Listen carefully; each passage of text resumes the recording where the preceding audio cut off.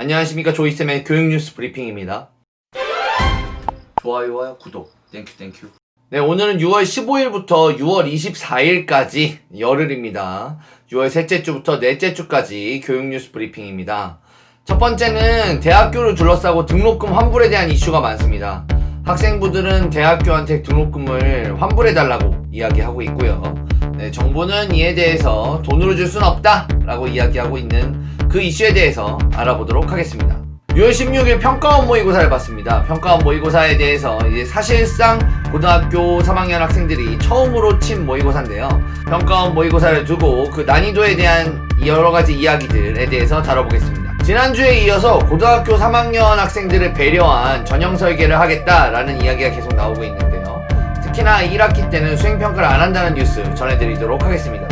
네, 1학기까지 3분의 1 이하 등교가 유지된다는 뉴스가 나왔습니다. 그리고 마지막으로 경향일보에서 전하는 정시 확대와 교육 격차에 대해서 말씀드리도록 하겠습니다.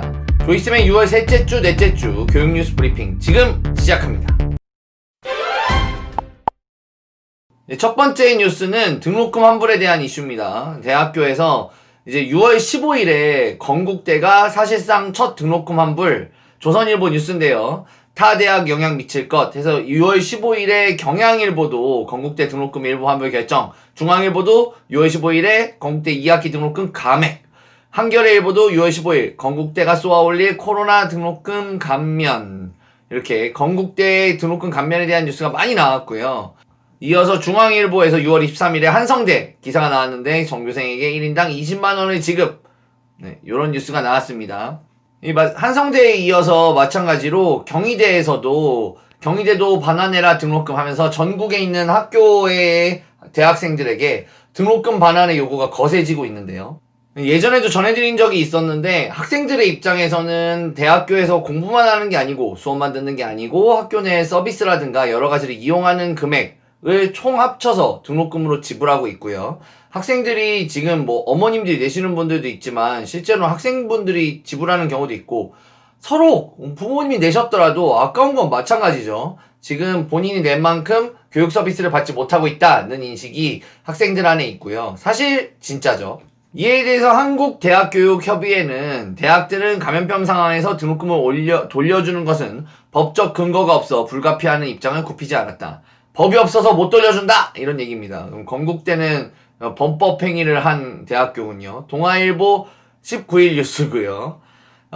그래서 이에 대해서 이제 정부가 도와달라는 이야기를 했어요. 8천억대 군고산업인 대학혁신지원사업비 용도 변경 등의 지원 확대하면 조건부로 특별장학금, 2학기 등록금 덜 받는 방식으로 지원하겠다. 한마디로 정부가 대학교한테 지원비를 많이 주면 대학교는 학생들한테 등록금을 깎아주겠다라고 이야기하는 겁니다.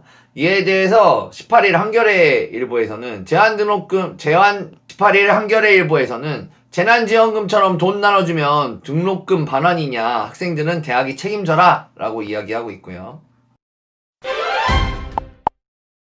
정부와 여당은 도와주지 않는다는 입장을 좀 굳히고 있습니다. 동아일보 16일 뉴스 교육부는 대학 등록금 반환 관련 대학 지원 구체적 방안을 검토하겠다라는 뉴스가 나오고 나서 21일 민주당에서는 대학 등록금 환불 논란에 현금 지원은 불가하다는 방침을 세웠고요. 한겨레일보 21일에도 여당은 등록금 환불 간접 지원을 가닥을 잡았다. 그러니까 돈으로 안 준다는 얘기입니다. 경향일보도 21일 같은 뉴스 민주당 등록금 현금 직접 지원 불가 방침. 이게 생각해보면은 하다못해 동네 슈퍼도 지금 타격을 받았잖아요. 근데 알고 보면은 대학교는 타격받은 게 없어요. 왜냐하면 등록금은 다 받았거든요. 대학교는 이럴 때 쓰라고 재단 적립금 저축해 놓은 거 아니었나요? 맨날 재단 적립금 모아놓고 계실 때 학생들이 얘기하면 위기 시에 운영을 위해 사용할 거다라고 얘기해 놓고 재단 지원금 지금 쌓아놓고 뭐 하십니까? 이럴 때 학생들에게 우리가 교육 서비스 다 못해서 미안하다 하면서 지금 건국대처럼 한 발 일찍 치고 나가는 것이 제가 대학교를 운영한다면 더 유리한 결정이라고 생각합니다. 6월 16일 처음으로 평가원 모의고사가 시행됐습니다. 뭐 처음이라고 얘기하긴 좀 쑥스럽지만 어쨌든 6월 16일에 가장 중요한 모의고사죠. 조선일보 6월 15일 2021학년도 사실상 첫 모평 48만 명 응시. 중앙일보 6월 15일 6월 모평 등교 중지 고3 인터넷 시험 첫 도입. 동아일보 18일 6월 모의평가 2061개 고교서 실시. 예정과 같은 기조 유지. 뭐 이렇게 나왔는데 이날 이제 많은 학생들이 시험을 봤어요. 그리고 경기도, 서울 뭐 이런 데의 경우는 고등학교 1학년, 2학년도 같이 시험을 봤죠. 그 다음에 뉴스로 나오는 거 아시죠? 이제 쉽다 어렵다 뉴스가 나오는데 대부분 쉬웠다는 뉴스가 많았어요. 그래서 6월 모평에 대해서 조선일보는 사실상 첫 모평, 난이도는 평이. 6월 19일 중앙일보에서는 코로나 수업 공백 감함했나? 6월 모의고사 쉬웠다. 그리고 6월 23일 동아일보에서는 6월 모의평가 재학생 졸업생 격차가 크지 않았다. 이게 무슨 얘기냐면 재학생 1000명하고 재수생 300명을 랜덤으로 뽑아가지고 격차 비교를 해봤는데 작년과 그렇게 크게 다르지 않았다라는 뜻이고요. 6월 모평 동아일보 18일 뉴스에서는 영어 지난 수능비에서 평이했다 이렇게 평이했다는 뉴스가 많았는데 아까 이제 동아일보에서 재학생이랑 재수생 비율 뽑아가지고 본 거로 생각하면 사실 재수생은 아직 6월 모평에 잘 뛰어들지 않는 경향이 좀 있어요. 그래서 그런 것도 감안해야 하고 요즘 재수생들 사이에서 트렌드는 통으로 재수하는 게 아니고 반수만 하는 게 트렌드거든요. 이 반수생들은 9월 모의고사에 뛰어듭니다. 특히 올해 고등학교 3학년들이 조금 불리하다고 생각되는 이유 중에 하나가 반수생이 늘지 않을까 하는 예상 때문에 그렇거든요. 왜냐하면 대학교에서 지금 인터넷으로 수업을 했기 때문에 반수생들에겐 더할 나위 없이 좋은 기회였어요. 그래서 반수생이 뛰어드는 9월 모평까지는 봐야 진짜로 재수생이 더 유리했는지 재학생이 더 불리했는지 이런 것들을 더 확실하게 볼 수 있는 것 같습니다. 사실 모의고사가 쉬웠다 어렵다 하는 건 어려웠다 하는 거는 학생들의 상태를 직접 봐야 학생들이 결정하는 거지 밖에서 뭐 결정되고 그런 건 아니에요. 근데 그냥 제가 1학년, 2학년, 3학년 다 봤을 때 자 이제 등급 컷을 보시면은 아시겠지만 이제 1, 2, 3학년 등급 컷을 보실게요. 3학년부터 보여드리면 3학년의 국어 작년엔 87, 올해는 91. 2등급은 80, 83. 그러니까 1, 2등급에서는 올해가 점수가 더 좋았어요. 이거를 보고 대부분 이제 국어가 평이했다. 고등학교 3학년. 이런 얘기를 말씀드리는 거고. 수학, 가형, 나형도 보면은 작년과 올해가 그렇게 크게 막 엄청나게 차이가 난다 하는 그런 등급이 많지 않습니다. 그래서 영어는 원래 절대평가니까. 그래서 고등학교 3학년 같은 경우는 작년과 그렇게 큰 편차를 만들진 않은 것 같아요. 그래서 이거는 좀 제가 제 스스로 평가해 봤을 때 고등학교 3학년들 고등학교 3학년 학생들에게 있어서는 학교를 안 가고 집에서 수능 특강도 많이 보고 집에서 시간이 있는 걸 잘 활용한 학생들도 많았다라는 걸 알 수 있는데요. 사실은 진짜 큰 문제는 고등학교 1, 2학년한테 있었습니다. 고등학교 2학년을 보시면 국어의 경우 좀 평이하게 출제된 게 맞긴 맞는 것 같아요. 왜냐하면 고등학교 2학년의 국어는 작년보다 모든 등급컷이 다 올라갔어요. 이거는 그냥 시험이 쉽지 않으면 이런 결과 잘 안 나오거든요.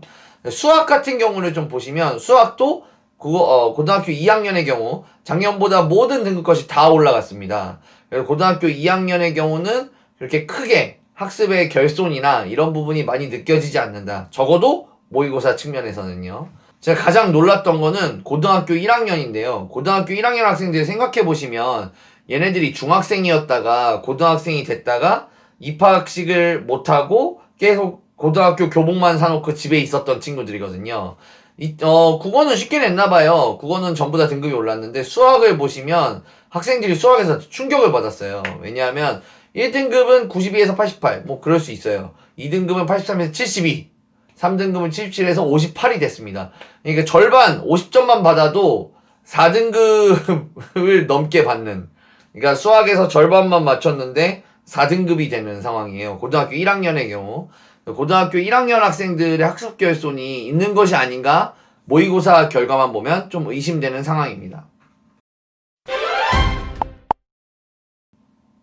지난주에 이어서 고등학교 3학년을 배려하는 전형을 설계한다 뭐 이런 얘기가 있는데요.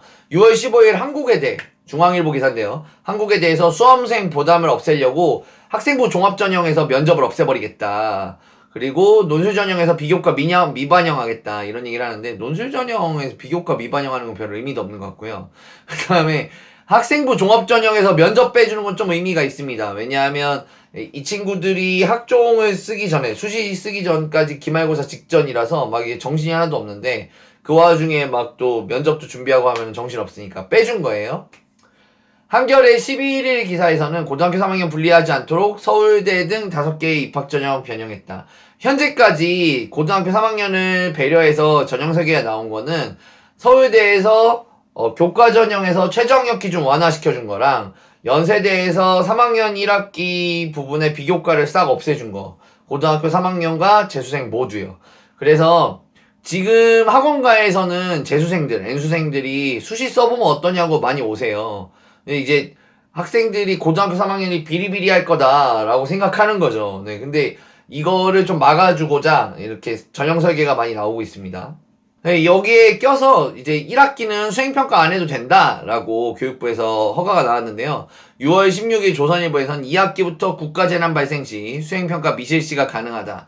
교육부는 중앙일보 16일 코로나 같은 재난 상황 때는 학교는 수행평가 중지를 추천하겠다 이렇게 나왔고, 한겨레일보 16일에서는 코로나 등 재난 때 수행평가 안 해도 된다. 한마디로 수행평가 때문에 애들 너무 잡지 마라.